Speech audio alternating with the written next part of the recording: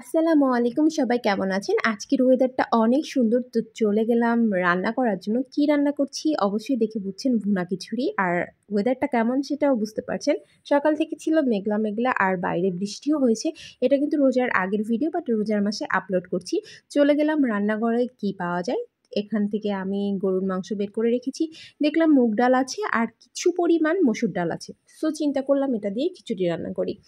এখন আমি এখানে মাংসটা নিয়ে নিয়েছি, তার উপরে পেঁয়াজ কুচি দিয়ে দিলাম, জিরা গুঁড়া দিলাম, ধনিয়া গুঁড়া দিচ্ছি, মরিচ গুঁড়া দিব, তারপর হচ্ছে রসুন বাটা দিব কিছু, আদা বাটা দিব কিছু পরিমাণ এখানে, সঙ্গে কিছুটা লবণ দিয়ে দিব আর দিব হচ্ছে তেল। এবার এটা দিয়ে আমি খুব সুন্দর করে মাখাবো।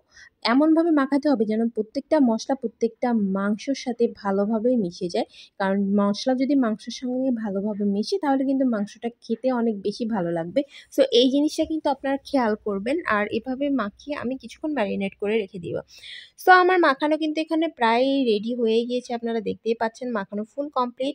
এখন আমি প্রেসার কুকারে তেল দিয়ে দিব কিছুটা, আর তারপর মাংসটা দিয়ে দিচ্ছি। কারণ আমি আজকে প্রেসার কুকারে সেদ্ধ করে নিচ্ছি, তাহলে সময় আমার খুবই কম লাগবে। দেন আমি এখানে কিছুক্ষণ নেড়ে নিচ্ছি, কারণ প্রথমে আমি প্রেসার কুকারে কিছুটা সময় কষিয়ে নিব। এখানে আমার তেল বের হয়ে গিয়েছে মাংস থেকে। এখন আমি এখানে কিছুটা পানি দিয়ে প্রেসার কুকারের ঢাকনাটা দিয়ে সিটি দিয়ে মাংসটা সেদ্ধ করে নেব। সো এখন আমার কিন্তু এখানে মাংসটা সেদ্ধ করা হয়ে গিয়েছে অলরেডি। এখন এর ভিতরে আমি কিছুটা পরিমাণ জিরা, ভাজা জিরার গুঁড়া সেটা দিয়ে দিচ্ছি। দিয়ে এখন এটাকে আমি ভালোভাবে নেড়ে নিব। এখন এর ভিতরে কিছুটা কাঁচামরিচ দিয়ে দিচ্ছি ফ্লেভারের জন্য। এখন যে পানিটা দেখছেন এটা কষিয়ে আমি কিন্তু একদম তেল বের করে ফেলেছি। এখানে কিন্তু এক ফোঁটাও পানি নেই, আপনারা দেখতেই পাচ্ছেন। দেখতে এতটা লোভনীয় লাগছে, মনে হচ্ছে সাদা ভাত দিয়ে খেয়ে ফেলি। বাট না, আজকে আমি মুগ ডাল দিয়ে আর মসুর ডাল দিয়ে আর পোলাও চাউল দিয়ে একটা ভুনা খিচুড়ি করব। সো এখানে আমি ডাউলটা ভেজে নিলাম আর এখানে কিছু পরিমাণ চাউল পোলাওর, তারপর হচ্ছে মসুরির ডাল আর হচ্ছে মুগ ডাল, এই ৩টা মিলে আজকে খিচুড়িটা তৈরি করব। সেটাকে ভালোভাবে মিক্স করে নিলাম। এখন এটাকে খুব সুন্দর করে ভালোভাবে ধুয়ে পানি ঝরিয়ে নিব।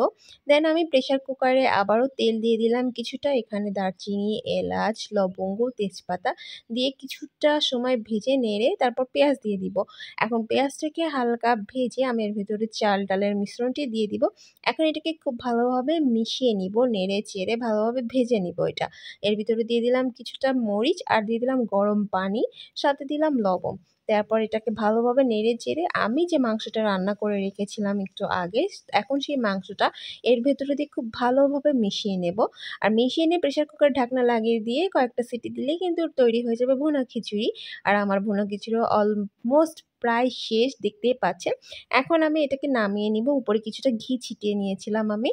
এখন এটাকে সার্ভ করে ফেলেছি। দেখতেই পাচ্ছেন কতটা লোভনীয় হয়েছে, খেতেও কিন্তু আলহামদুলিল্লাহ অনেক মজা হয়েছিল।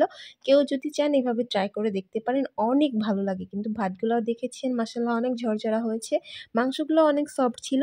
সো আজকের ভিডিও এই পর্যন্ত। আল্লাহ হাফেজ।